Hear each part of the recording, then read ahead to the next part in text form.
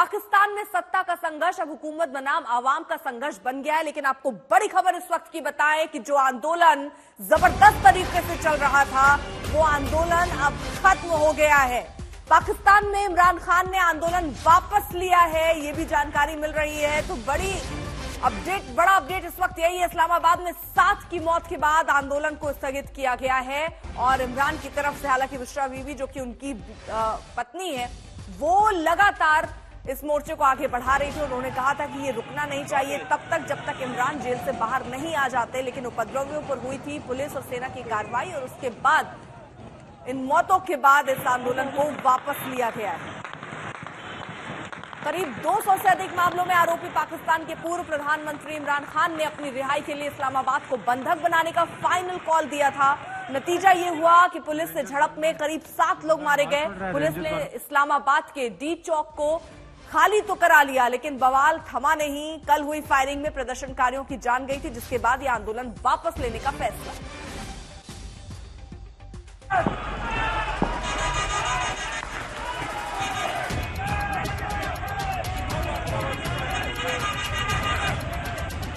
पाकिस्तान में सत्ता का संघर्ष अब हुकूमत बनाम आवाम का संघर्ष बनाया जा रहा है। करीब 200 से अधिक मामलों में आरोपी पाकिस्तान के पूर्व प्रधानमंत्री इमरान खान ने अपनी रिहाई के लिए इस्लामाबाद को बंधक बनाने का फाइनल कॉल दिया है।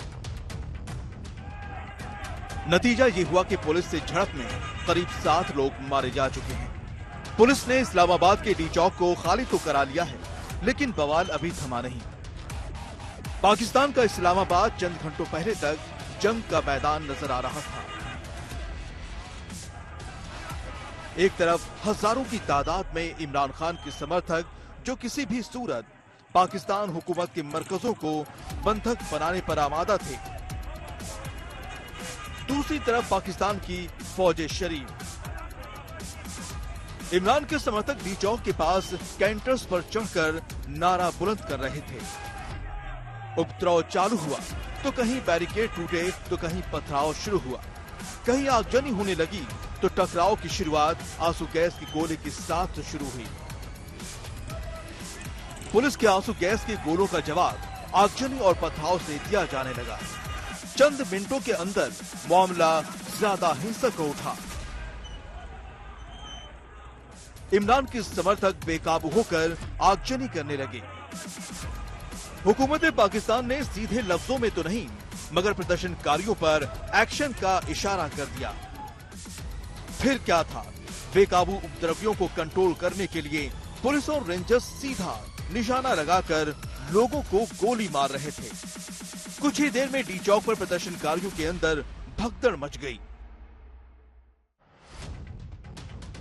इस पूरे प्रदर्शन की कमान इमरान खान की बीवी बुशरा बेगम के हाथों में थी और जब इस कोहराम में कत्लेआम मच गया, 6-7 लोगों की जान चली गई, दर्जनों को गोली लग गई, तो ठीकरा फोड़ने के लिए इमरान की पार्टी में ही 2 राय नजर आने लगी। चंद मिनटों के अंदर पाकिस्तान की हुकूमत ने डी चौक को तो खाली करा लिया था, लेकिन तब इस्लामाबाद के इस हाई सिक्योरिटी जोन के आसपास की क्या तस्वीरें थी वो देखिए। सड़क के किनारे दर्जनों वाहन उपद्रव की भीड़ चढ़ चुके थे। चारों तरफ सिर्फ और सिर्फ मलबा बिखरा हुआ था।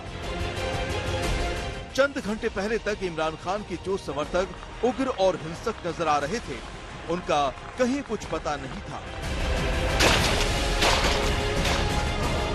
उधर अस्पतालों में लहूलुहान लोग पहुंच रहे थे। इसमें इमरान खान के समर्थक भी थे और पुलिसकर्मी भी। खबरों के मुताबिक करीब 100 पुलिसकर्मी भी इस उपद्रव में जख्मी हो चुके थे। संगीन हालात को देखते हुए इस्लामाबाद में धारा 245 लागू करके प्रदर्शनकारियों को देखते ही गोली मारने का हुक्म जारी कर दिया गया। इस्लामाबाद की कानून व्यवस्था का जिम्मा पुलिस की बजाय सेना के हाथों में सौंप दी गई, जो अपनी मर्जी से फैसले ले सकती है। उधर इमरान खान की बीवी बुशरा बेगम ने मंगलवार की रात हुए उपद्रव के बावजूद प्रदर्शन जारी रखने का ऐलान किया है। जेल में बंद इमरान खान ने भी अपने समर्थकों को आखिरी गेंद तक मैदान पर डटे रहने का फरमान जारी किया है। आज तक ब्यूरो। पाकिस्तान आपको लिए चलते हैं, वहां से पत्रकार जिशान अली इस वक्त हमारे साथ जुड़ चुके हैं। और जिस तरह यह आंदोलन वापस लिया गया, हालात इस वक्त वहां पर क्या हैं, आपसे हम ये समझना चाहेंगे। और इसके अलावा बुशरा बीबी कहां है? जी बिल्कुल। इस वक्त जो इस्लामाबाद की सूरत हाल है, या पाकिस्तान तहरीक इंसाफ जो कि साबिक वज़ीर-ए-आज़म इमरान खान की जमात है, उनका जो एहतिजाजी कौल है वो इख्तिताम पजीर हो चुका है। क्योंकि जिस हिसाब से रियासत की फसाइयत थी या रियासत ने दावा बोल दिया, उसके सामने कारकुनों का टिक पाना या डट के खड़े हो जाना, वो भी मेरे ख्याल में एक इंतहाई बेवकूफाना अमल शायद हो सकता था।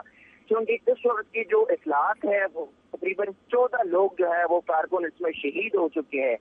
रही बात वजीर आला खैबर पख्तूनख्वा अली अमीन खान गंडापुर और बुशरा बीबी के हवाले से, जो कि साबिक खातून अव्वल है, जब रियासती रेट को चैलेंज करने की बात आ रही थी और फिर रियासती इदारों ने कारकुनान के ऊपर दावा बोल दिया, स्ट्रेट फायरिंग हो रही थी, आंसू गैस, शदीद तरीन एक्सपायर आंसू गैस जो है वो बरसाए जा रहे थे, उस दौरान रेंजर्स के कुछ जवानों ने बुशरा बीबी और अली अमीन गंडापुर की जो जिस कंटेनर में वो थे, जिससे स्टेज सजाया गया था, उस कंटेनर को आग लगाई। और फिर उसके बाद बुशरा बीबी और अली अमीन गंडापुर अपने जो गार्ड्स थे उनके साथ वहां से निकल गए।